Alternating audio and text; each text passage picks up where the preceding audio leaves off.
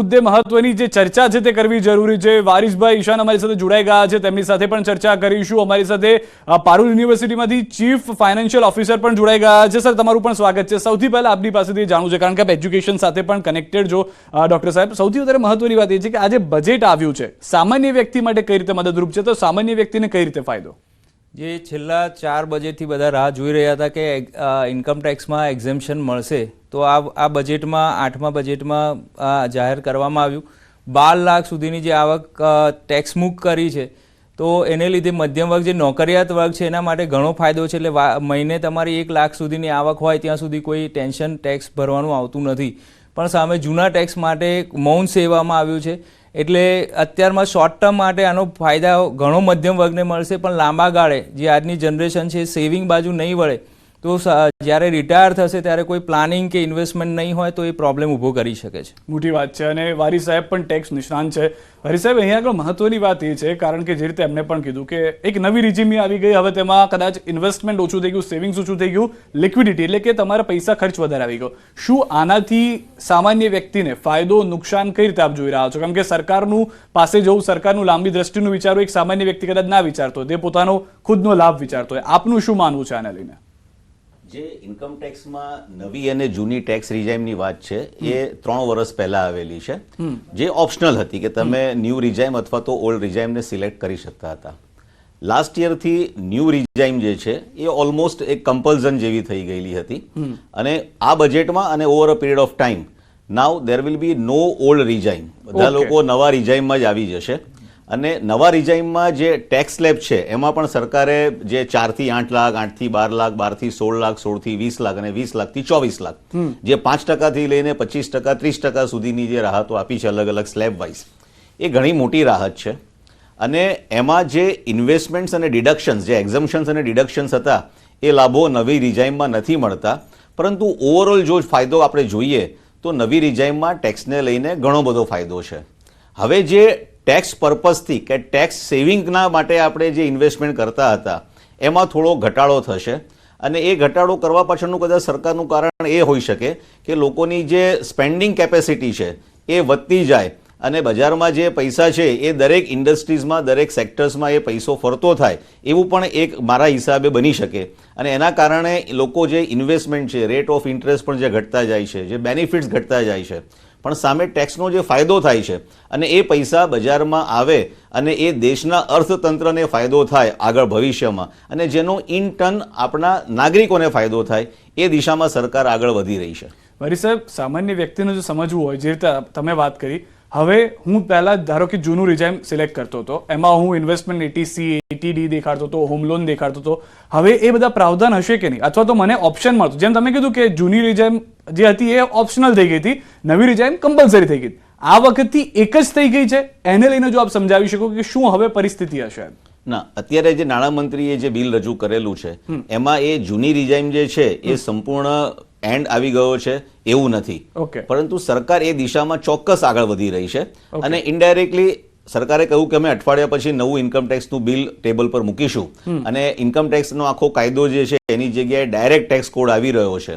એટલે એમાં મને એવું લાગે છે કે જે ઇન્કમ ટેક્સના ડિડક્શન્સ અને એક્ઝમ્પશન્સ છે એ તમે કરી શકો ખરી, પણ તમને ટેક્સ પર્પઝથી એનો બેનિફિટ નહીં મળે. બીજી એક વસ્તુ, જે 12,75,000 રૂપિયા સુધીની વાત કરી કે જેમાં 0 ટેક્સ છે, પરંતુ પછી બીજી એક પ્લેટ તમારી પાસે પણ આવી હશે જેમાં લખેલું છે કે ભાઈ આટલા ટકા સુધી, 5 લાખ સુધીમાં કંઈ નહીં, પછી 5% ટેક્સ, પછી 10% ટેક્સ. તો એ શું છે, જો તમે એ સમજાવી શકો કે જો 12.75 સુધી ટેક્સ નથી તો પછી એ સ્લેબ શેના આવે? એ સ્લેબમાં સરકાર એવું કીધું કે જે અત્યાર સુધી ઇન્કમ ટેક્સની જે એક્ઝમ્પશન લિમિટ હતી એ 7 લાખ રૂપિયા સુધી તમારે ટેક્સ નથી ભરવાનો, એટલે તમને ટેક્સનો બેનિફિટ મળતો હતો. તમારે ઇન્કમ ટેક્સ રિટર્ન ભરવું તો ફરજિયાત જ છે. અને હું જે સમજ્યો છું અને જે મેં ફાઇનાન્સ બિલની હમણાં ડિટેલમાં તો અભ્યાસ નથી કર્યો, પણ મેં જે ઉપરથી જોયું છે અને હું જે કાયદો સમજુ છું એ મુજબ તમને રિટર્ન ભરવામાંથી કોઈ મુક્તિ નથી. તમે એવું સમજતા હો કે મારી ઇન્કમ 12 લાખ રૂપિયા સુધી છે અને I am exempted from filing the income tax return, તો એવું નથી. તમને જે છૂટ આપી છે 80,000ની, એ ટેક્સ રિબેટની છૂટ આપેલી છે. But you are liable to pay the income, liable to file the income tax return. સરકારે જે લિમિટ કરી એ 4 લાખ રૂપિયાની, જે સ્લેબ ફર્સ્ટ સ્લેબ છે એ 4 લાખ રૂપિયાનો કર્યો. 4 થી 8 લાખની વચ્ચે તમારી ઇન્કમ હોય તો એની પર 5% ટેક્સ છે. એટલે જે ગેપ આવ્યો એ 4 લાખનો આવ્યો. 4 લાખના 5% આપણે કરીએ તો એ 20,000 થયા. પછી 8 લાખથી આપણે 12 લાખ રૂપિયા સુધી કર્યા, જેમાં 10% છે. તો એ ગેપ આવ્યો તમારો 40,000 રૂપિયા, 4 લાખ રૂપિયાનો. તો એના 10% ગણો તો તમને 40,000 નો ફાયદો થયો. એટલે 40 ને 20 60,000 રૂપિયાનો એ ફાયદો થયો તમને. એટલે સરકારે એ રીતે ગણતરી કરી, 8 લાખથી ઉપર 12 લાખ સુધી 10%, 12 લાખથી 16 લાખ 15%, 16 લાખથી 20 લાખ તમારા 20%, 20 થી 24 25%, અને 24 ની ઉપર 30%. એટલે એ સ્લેબ વાઇઝ તમારો ટેક્સ ગણાશે.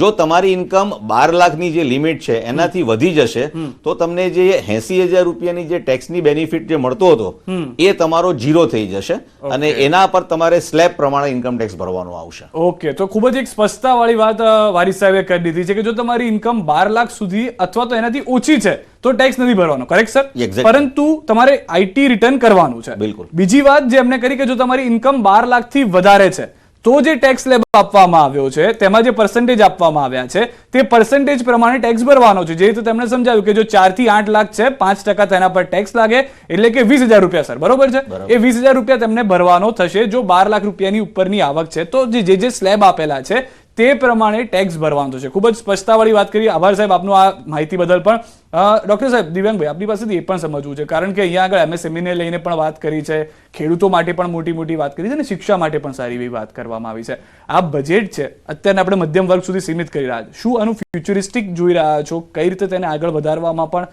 દેશને આગળ વધારવામાં પણ ફાયદો થતો જોવા મળશે? જો ઓવરઓલ આપણે બજેટ ગણીએ તો જ્ઞાન ઉપર છે. Gyan means G for garib, Y for youth, A for annadata that is farmer, અને N for nari that is woman. આ જ્ઞાનના કોન્સેપ્ટ ઉપર આ બધાને ધ્યાનમાં રાખીને આખું બજેટ બનાવવામાં આવ્યું છે.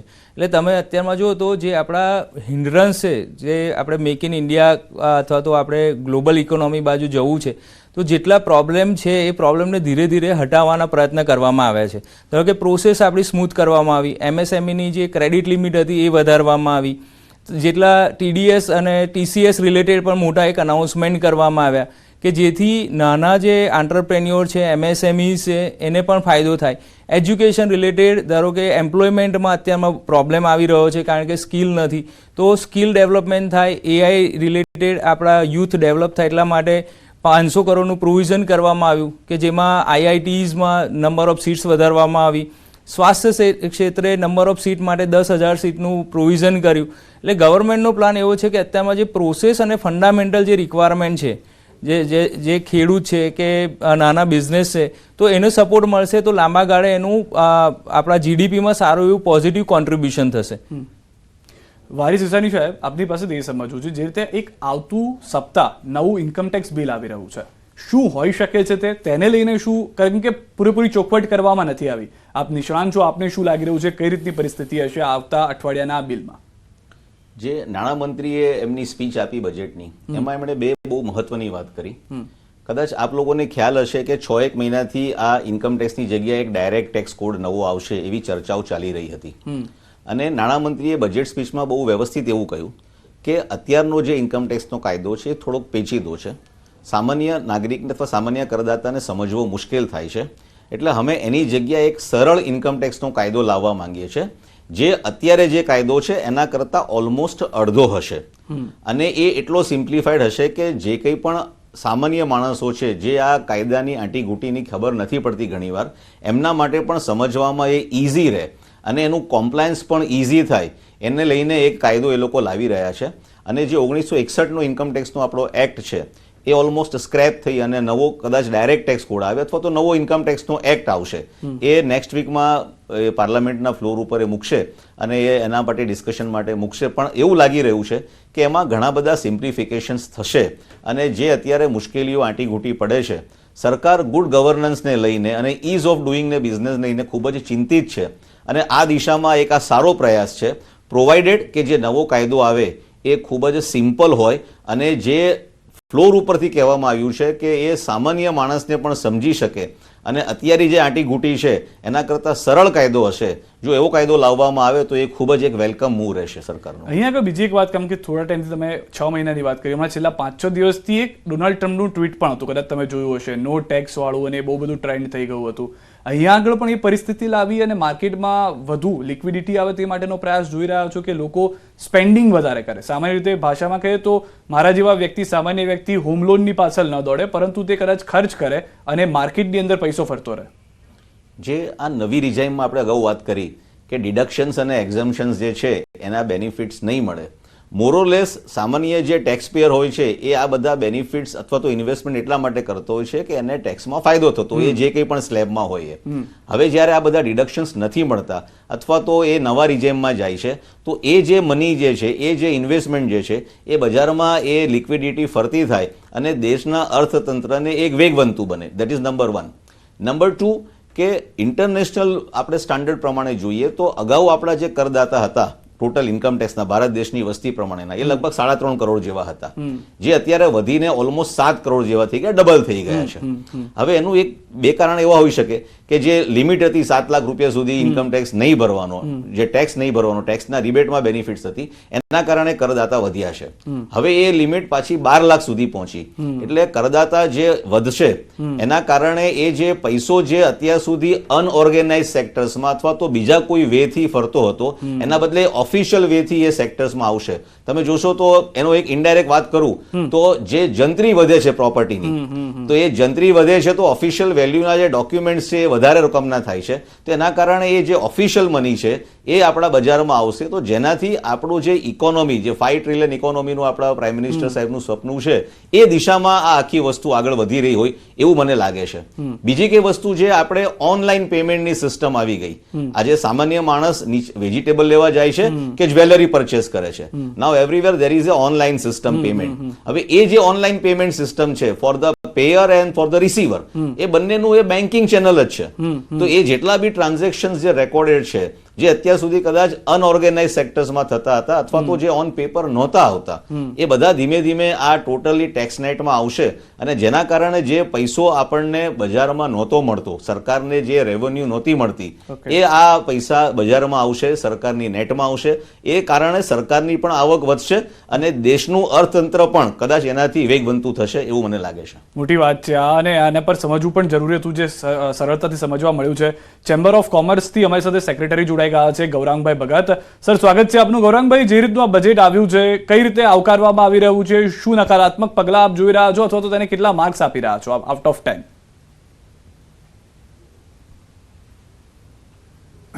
અને આ વર્ષના જે બજેટની અંદર જોઈએ તો દરેક વર્ગને આવરી લેવામાં આવ્યો છે, દરેક વેપારને આવરી લેવામાં આવ્યું છે, દરેક ઇન્ડસ્ટ્રીને આવરી લેવામાં આવ્યું છે. દરેક પોલિસીઓ જે કહેવાય ફોરેનથી લઈને અહીંયા સુધીના જે બી અટકળો જે આપણા વેપારની અંદર, ઇન્ડસ્ટ્રીમાં આપણને લાગુ પડે છે, બધી જ જગ્યાએ ક્યાંક ને ક્યાંક ફેરફાર જોવા મળે છે.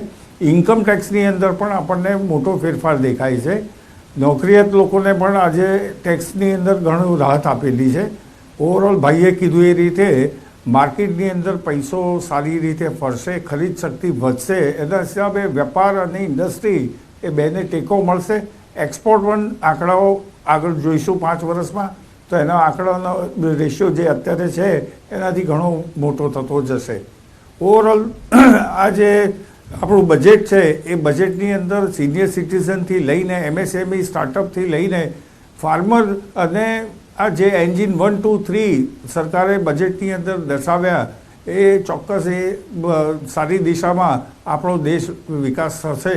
2047નું જે આપણું વિકસિત ભારતનું જે સપનું છે એના માટેનું આ 5 વર્ષનું બુસ્ટર ડોઝ ચોક્કસ હું જોઈ રહ્યો છું. ઓવરઓલ બજેટ ઘણું સારું છે. ગૌરંગભાઈ, એક મહત્વની વાત કે જે વારી સાહેબે પણ કરીને એક દરેક વેપારી તરફથી કહેવામાં આવે છે કે ઘણી પોલિસીઝ એવી હતી અથવા ઘણા કાયદા એવા હતા કે જેમાં ધંધો કરવો મુશ્કેલ થતો હતો, સાદી ભાષામાં કહીએ તો. આમાં એ રિફોર્મ્સની સુગંધ આપને આવી રહી છે?